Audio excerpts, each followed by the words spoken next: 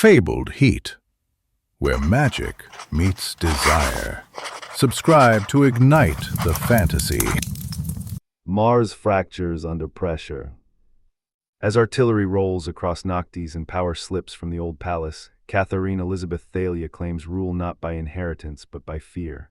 One execution reshapes the planet, obedience spreads, loyalty does not. Infinity, infinity, infinity. A cold light awoke in my wrist calm, the almost sentient blue shift within the metal. It satisfied me. The heretic's fork slid out precisely, like a caliper, and settled in my palm. Like viper fangs, its twin prongs waited. At my ascent ceremony, the king forced the princess ring onto my finger, two icy crystals orbiting the Harmonia ruby. I pictured KRL, grandiose, arrogant, heat flushed my face. The thought of him stiffened my jaw. I was a prize to be won, another piece in his twisted game of war. I positioned the prongs and severed the ring's claws. With a surgeon's care, I extracted the ancestral ruby, plucking the heart from my father's symbol, then sliding the heretic's fork back into its sheath. Black veins spidered out from the comm's edge, a map of corruption. I pulled my sleeve down, a quick, instinctive shroud. It palpitated, not a signal, an omen. I set the empty ring upright on the tunnel floor, a monument to what had been and what would never be again. The tunnels below the palace swallowed my steps in their constant grinding hum. Fading lanterns succumbed to dust and blackness 100 meters ahead. The air hung thick with the scent of ozone and stale recycled water.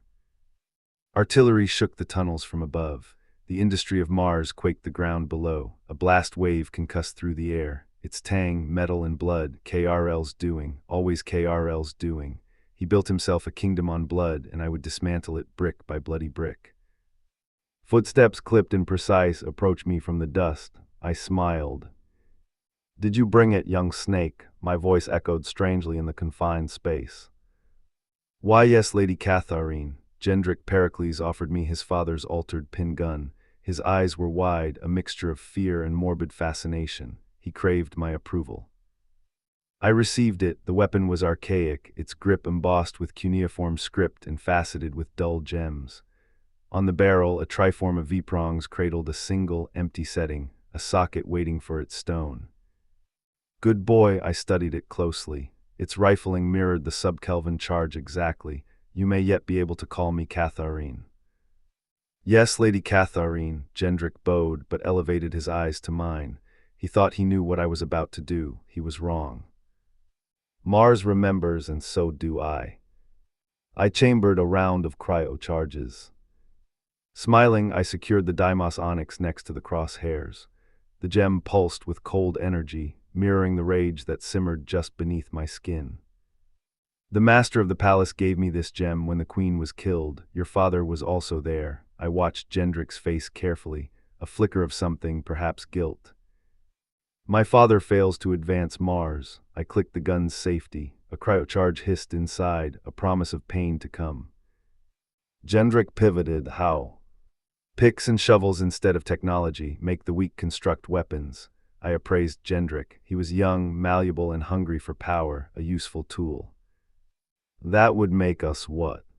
Weapons, lady, Gendrick replied, his voice barely a whisper. I flashed my teeth, then rubbed his hair. I may make royalty out of you one day indeed, little snake. I doubted it. I flipped the gun, evaluating it. The comm bracelet warbled, low, ominous. Do you think your father will miss it? I kneaded his arm, my fingers tracing the faint veins beneath his skin. Lady Catharine, Gendrick's eyes softened, seeking validation. He was pathetic. A vision pierced me, Raphael beside me on the throne, the stars of La Chambre Rouge framing us. His hand in mine, solid and strong. His eyes, they looked at me not as a queen-to-be, but just Catharine. Its rightness was followed instantly by the void of his absence. It stole my breath. No, I forced the image away. Raphael was a traitor. Lady Catharine, Gendrick asked, concern etched on his features.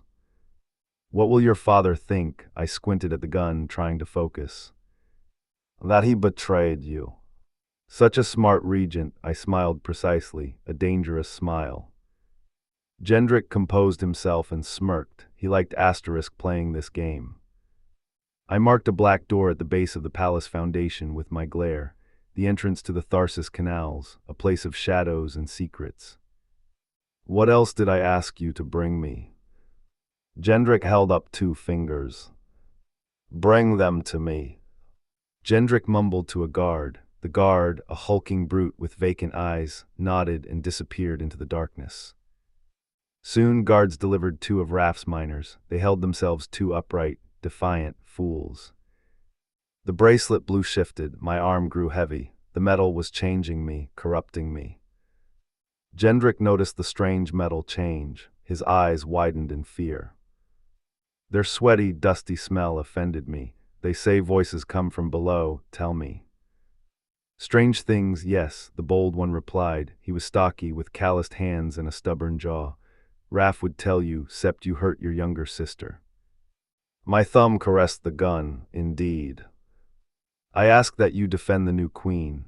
I probed the timid miner. He trembled, his gaze fixed on the floor. They say that you poisoned Trianon. Why? He looked at his feet when he spoke. The bold one interjected, Raph tells us what we do. I raised my jaw, you do not understand. My bracelet palpitated. The hum in the tunnels grew louder, almost unbearable.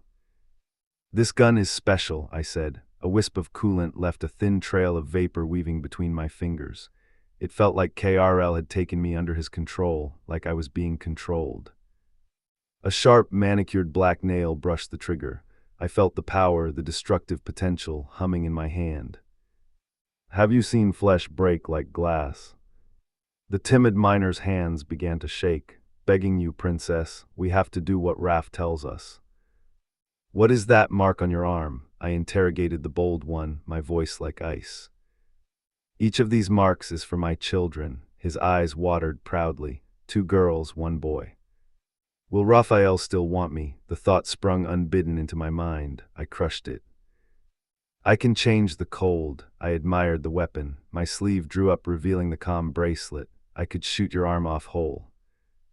Or your chest, freezing your air, or your heart. I panned the gun between each of the miners. They stared, wide-eyed, afraid. I focused on his tattoo. How old are your children? My girl's 5 and 7, my boy, he's 10. He replied, his voice strained. And your head, I targeted the gun. There was no bang, the sound, a sizzle, then a crack. The timid one took 5 seconds to fall. The bold one collapsed to his knees, crying, praying. The veins on the back of my hand blackened like tree roots in snow. KRL, this was KRL. I holstered the gun and snapped it in tight. The weight of it was strangely comforting. The calm bracelet light shifted. I was losing control. A rusty haze of cellular dust hung in the air. I extended my neck, breathing through the dust. The smell of death clung to everything. I shall stroll through the habitat promenade this night, tell them about the new queen. I cupped Gendrick's face. His cheek was wet and fleshy. Gendrick nodded, acceding, holding his breath, looking at the aftermath. Bring that to the tunnel below so there's no mistaking my words. I glared at my guard, my words, my rule, my Mars. Gendrick peeked at the dark veins spidering over my porcelain skin. He didn't hide his fear quickly enough. I drew a white glove over my hand, hiding the rot beneath. What, I said softly, are you all looking at?